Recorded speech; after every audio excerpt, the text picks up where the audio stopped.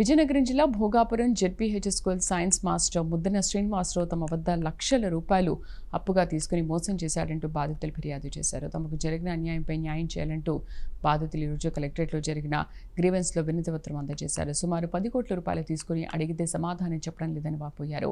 నిందితుడు ప్రభుత్వ ఉపాధ్యాయుడు కావడంతో తగిన చర్యలు తీసుకోవాలని డీఓను కోరారు. అలాగే చట్టపరమైన చర్యల కోసం జిల్లా ఎస్పీకి కూడా బాధితులు ఫిర్యాదు సమర్పించారు. దీనిపై పూర్తి సమాచారాన్ని మా ప్రతినిధి దేవి అందిస్తారు.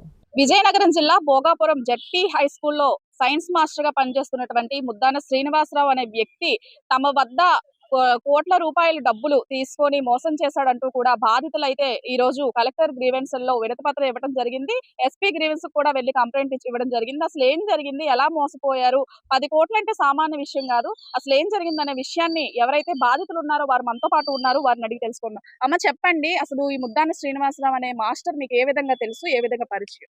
మాది భోగాపురం మండలం అమ్మ. మేము మెయిన్ రోడ్డు పోస్ట్ ఆఫీస్ ఎదురుగా లైన్గా ఉంటాము. వాళ్ళ తాతలు ముత్తాతల కాడి నుంచి మా తాతలు మేము పక్క పక్కనే చిన్నప్పటి నుంచి. అది కూడా నేను ఎక్కువ చదువుకోలేదు. అతను టీచర్ కనుక మేము క్లాసు ఒకే స్కూల్లో చదువుకునేవారు. మా ఆయన పేరు ఆలేటి రామారావు అమ్మ. అతను ఊర్లోని ఒక 25 సంవత్సరాలు టీచర్, ప్రైవేట్ స్కూల్ టీచరేనమ్మ. అతనితో కూడా ఇతను వర్క్ చేశారు. అంటే గవర్నమెంట్ స్కూల్ అయిపోయాక ప్రైవేట్గా పీరియడ్కి ఎంత అనేసి అతనితో ఒక 5 సంవత్సరాలు వర్క్ చేసేవాడమ్మా. వర్క్ చేసిన తర్వాత మా ఆయనకి కొద్దిగా హెల్త్ ప్రాబ్లం 2021లో అతనికి హెల్త్ ప్రాబ్లం వచ్చింది. స్కూల్కి వెళ్ళలేని స్థితిలోను 1 ఇయర్ హాస్పిటల్లో ఉండేది. అది ఆసరాగా తీసుకొని ముద్దన ధనలక్ష్మి అంటే మేషర్, అదే ముద్దన శ్రీనివాసరావు వాళ్ళ వైఫ్, ఆవిడ ఇంటికి వచ్చి కొన్ని చీట్లు మీరు వెయ్యండి సార్, వేస్తే మేషారు అంటే అప్పటికి బాగుండేదమ్మా. తప్పు మేము అనడానికి ఏమీ లేదు, చక్కగా బాగుండేది. మా పక్కనే కనుక నమ్మాము. మేషర్ మీ మెడిసిన్ కూడా పనికొస్తాయి, మేమేదో ఇలాగ నేను ఒక 6గురిని తీసుకొస్తాను, మీకు ఒక గ్రూప్ అవుతుంది అనేసి అలాగే 12 మందిని మేము గ్రూపు మా రిలేషన్స్ వేసుకున్నాం. ఖాతారు 1 ఇయర్ బాగానే అయ్యింది.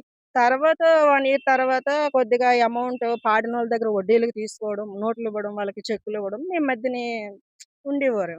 అంటే మా దగ్గర నుంచి అమౌంట్ ఇప్పి మీరు సాక్షి సంతకాన్ని అలాగే పెట్టావమ్మా. కానీ తర్వాత తెలిసింది వాళ్ళకి ఉన్న ఆస్తులు అన్ని మొత్తం 4 ఎకరాల భూమి ఉండేది, ఒక 4 ఇళ్ళు, అవన్నీ దొంగసాటున ఎవరికి అమ్మేశారో తెలియలేదు. ఊరు పెద్దల దాకా వెళ్ళాం. వాళ్ళు కూడా మాకు న్యాయం చేయమనే చెప్పారు. ఇప్పటికొచ్చి ఒక రూపాయి కూడా ఇవ్వలేదు. నా భర్త మరికొద్ది మనోవ్యాధితో మంచాన పడి ఈ రోజుకి ఉన్నాడమ్మా. మొత్తం ఎంత ఊరు అమౌంట్ అమ్మా, ఎంత అమౌంట్ వరకు? 20 లక్షలమ్మా. నాది కాదు, అదంతా ప్రజల సొమ్ము. మరి వాళ్ళని నమ్మించి చీట్లు వేయించింది కనుక మరి ప్రజల సొమ్ము వాళ్ళకి ఇవ్వాలి కదమ్మా. వాళ్ళ గురించి నేను పోరాడుతున్నాను. అలాగనేసి భోగాపురంలో ప్రతి ఇల్లు నష్టపోయింది. సగం మంది చనిపోయారు, సగం మంది మంచాన పట్టారు. ఈ రోజు నా భర్త కూడా ఇక్కడికి రాలేకపోయాడు. వస్తే తీసుకొద్దును, రాలేని జ్వరంతో ఉన్నాడమ్మా అతను. మెడిసిన్ కూడా ఈ రోజు నాకు అమౌంట్ లేదు. సార్ మీరు చెప్పండి, అసలు ఎంత నష్టపోయారు, మీ పేరు, అసలు మీకు అతను ఏ విధంగా పరిచయం, మీది అదే ఊరా? నాది భోగపురం అండి. జెడ్పీహెచ్ స్కూల్లో చేయడం వల్ల 2,50,000 నా దగ్గర తీసుకుండు.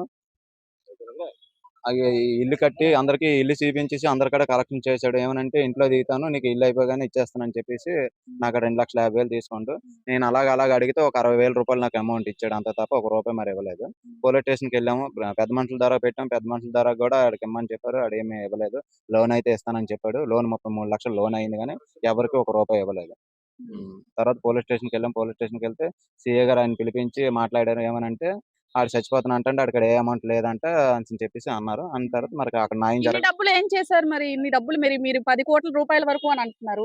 మొత్తం ఎంత మంది బాధితులు ఉండొచ్చు మీ గ్రామంలో? మా గ్రామంలో ఇంచుమించు సుమారుగా 100 మంది 150 మంది ఉంటారండి. 100 మంది, 150 మంది. ఉమ్. మరి మీరు వెళ్ళారా?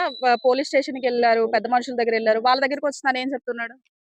ఇస్తానండి, లోన్ పెడతాను, లోన్ పెట్టిన తర్వాత అందరికి కొంచెం కొంచెం ఇస్తాను అన్నాడు. లోన్ 33 లక్షలు లోన్ అయింది, కానీ ఎవరికి ఒక రూపాయి ఇవ్వలేదు. అమ్మా మీరెంత కోల్పోయారు? 2 లక్షల రూపాయలు. ఏం నాకు జరిగింది అసలు? మా పక్కనే మేడం అతను, ఇంటి పక్కనే అతను అప్పుగా తీసుకున్నారు 2 లక్షల రూపాయలు. మీకు ఇస్తాము అనేసి అన్నారండి.